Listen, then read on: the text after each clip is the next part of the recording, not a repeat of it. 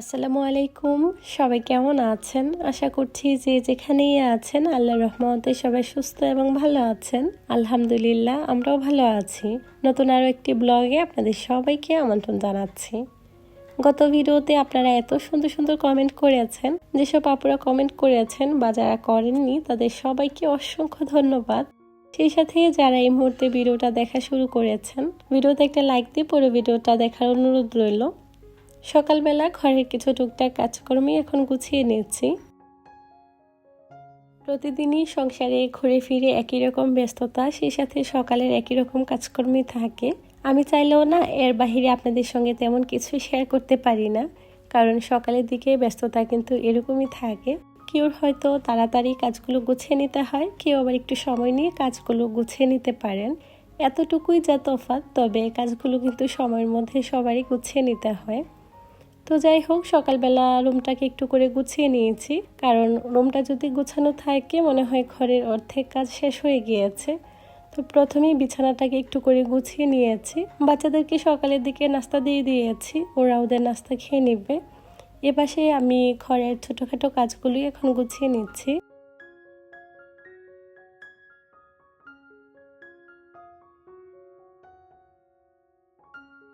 একটু খেয়াল করলেই দেখবেন যাদের বাসায় ছোট বাচ্চারা আছে তাদের বাসায় কিন্তু চাদরটা বেশ তাড়াতাড়ি ময়লা হয়ে যায়। আর কিছুদিন পর পরই কিন্তু চাদরটা পরিবর্তন করতে হয়, তা না হলে দেখতেও ভালো লাগে না। পুরো একটা রুমের সৌন্দর্য বৃদ্ধি করে কিন্তু বিছানা চাদর। বিছানা একটা নতুন চাদর বা বাসায় থাকা চাদরগুলো বিছানোর পর দেখবেন কত ভালো লাগে, মনে হয় চোখের একটা অন্যরকম প্রশান্তি আসে। আমার কাছে মনে হয় কি জানেন, পুরো রুমের লুকটা চেঞ্জ করার জন্য একটা বিছানার চাদর কিন্তু পারফেক্ট। যদি বিছানাটা একটু পরিপাটি গুছগাছ থাকে, পুরো রুমের লুকটাই কিন্তু চেঞ্জ হয়ে যায়, দেখতেও অনেকটা ভালো লাগে।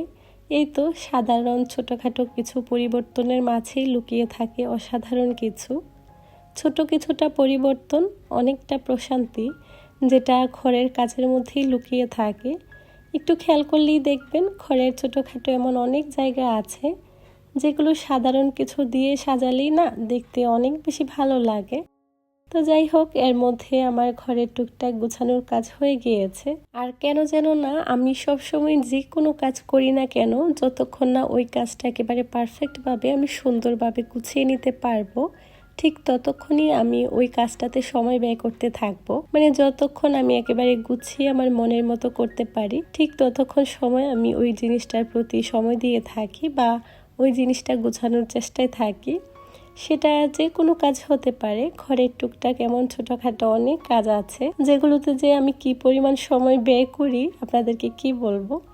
জানি না কার কার এই অভ্যাসটা আছে, আমি যতই গুছাই না কেন মনে হয় যে আমার গুছানো হয়নি, বা এদিক দিয়ে একটু এলোমেলো হয়েছে, আমি এই সাইডটা গুছিয়ে নেই। মানে এরকম হয় আর কি। যতক্ষণ না একটা কাজ একেবারে আমার মনের মতো হবে বা আমি আমার মতো গুছিয়ে নিতে পারবো, ততক্ষণ না আমি শান্তি পাই না। আজকে না একটু বিকেল করে বাহিরে বের হব, একটু মার্কেটে যাওয়ার কথা আছে। তো জুনাদের বাবা অফিস থেকে আসলে আমরা বাসা থেকে বের হয়ে যাব। এর ফাঁকে একজন আপুর কমেন্টের আনসার দিয়ে দিই। বেশ কিছুদিন ধরে অনেক আপুরাই আমাকে কমেন্ট করে থাকেন, যখনই আমি বিছানার চাদর চেঞ্জ করি অথবা বিছানাগুলো গুছাই, অনেক আপুরাই জানতে চান যে আমি বিছানার চাদরগুলো কোথায় থেকে নিয়ে থাকি। আমি প্রায় সময় অনেক আপুদের কমেন্টে রিপ্লাই দিয়ে দিই, তবে অনেক আপুরাই আছেন নতুন নতুন অ্যাড হয়েছেন, হয়তো বা কোনো কারণে ভিডিওটা মিস হয়ে যায়, যার কারণে আসলে জানতে চান। তো আমি এখান থেকেও কিনি, আবার কিছু আমি দেশ থেকে আনি।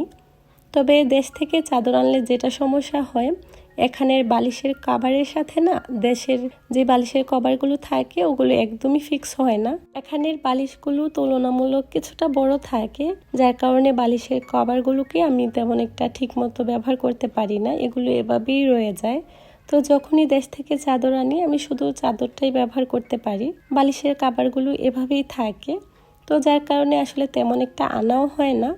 তবে যেগুলো আমি এখানে সবসময় ব্যবহার করি বা আপনারা দেখে থাকেন, এগুলো প্রায় আমি এখান থেকে কিনি। অনেক সময় দেখা যায় বিভিন্ন বাংলাদেশি প্রোগ্রামে যাওয়া হয়, ওখানে এরকম ছোটোখাটো অনেক বাংলাদেশি স্টল বসে কাপড় চোপড়ের, তো ওখান থেকেই কিছু নেওয়া হয়, আবার কিছু আমি এখানে লুলু মার্কেট থেকে নিয়ে থাকি। আমার প্রায় চাদরগুলো কিন্তু আমি লুলু থেকে নিয়েছি। তো আপনারা চাইলেও যারা নিতে চান লুলু থেকে কিনতে পারেন। এখানে চাদরের দাম হচ্ছে, আমি যেগুলো নিয়ে থাকি একটা 4 রিয়াল করে নেয়। ওরকমের মধ্যে খুব ভালো ভালো অনেক সুন্দর সুন্দর ডিজাইনের চাদর পাওয়া যায়। আশা করছি আপুরা আপুদের উত্তরটা পেয়ে গিয়েছেন। আর যেগুলো দেশ থেকে নিয়েছিলাম এগুলো অনেক আগে নিয়েছি, এখন আপাতত যেগুলো ব্যবহার করছি এগুলো সবগুলোই আমার এখান থেকে কেনা। আমরা যারা মেয়েরা আছি তারা কিন্তু ঘর সাজাতে এমনিতেও অনেক বেশি পছন্দ করি। যদি কম দামে নিজের পছন্দের আইটেমগুলো থাকে তখন কি পরিমাণ যে খুশি লাগে সেটা আমরা যারা গৃহিণীরা আছি তারাই শুধুমাত্র উপলব্ধি করতে পারবো। এখানে আসা হয়, টুকটাক কিছু কেনা হয়, সেই সাথে অনেক অনেক জিনিস তো দেখা হয়, খুবই ভালো লাগে। মেয়েদের মনে হয় ভালো লাগার জায়গা সবসময় এটাই থাকবে। কে কিসে আটকায় আসলে সেটা আমি জানি না, তবে আমি কিন্তু ঘর সাজানোর জিনিসে আটকে যাই। এখানে যত সব সিরামিক আইটেমগুলো দেখছেন, এত সুন্দর সুন্দর সবগুলো সিরামিক আইটেমের দাম ছিল মাত্র 30 টাকা করে। 30 থেকে 33 টাকার মধ্যে বাংলা টাকায়, আবারও বলছি মাত্র 30 টাকা করে। এর মধ্যে এর থেকে কিছু কমেও ছিল, 5-10 টাকা বেশিও ছিল। তবে এরকমের মধ্যে সবগুলো জিনিস ছিল, মানে আপনার যেটা ভালো লাগবে আপনি সেটাই নিতে পারেন মাত্র 30 টাকা।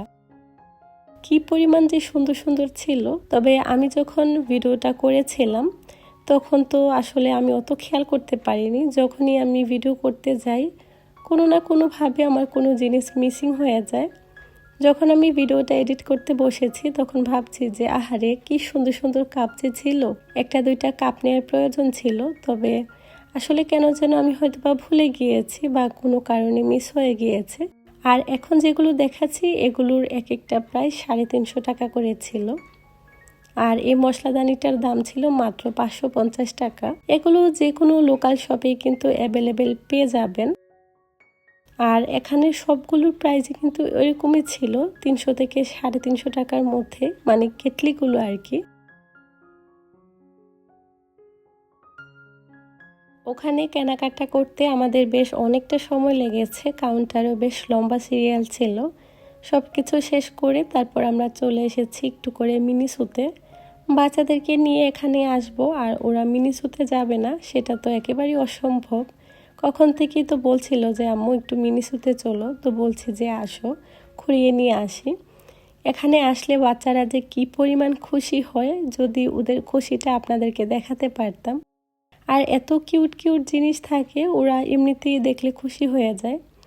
তো ওদেরকে নিয়ে আমি একটু মিনিসুতে এসেছি আর এখান থেকে জুনাদের জন্য একটা মামপট নিব পানি খাওয়ার জন্য আর কি।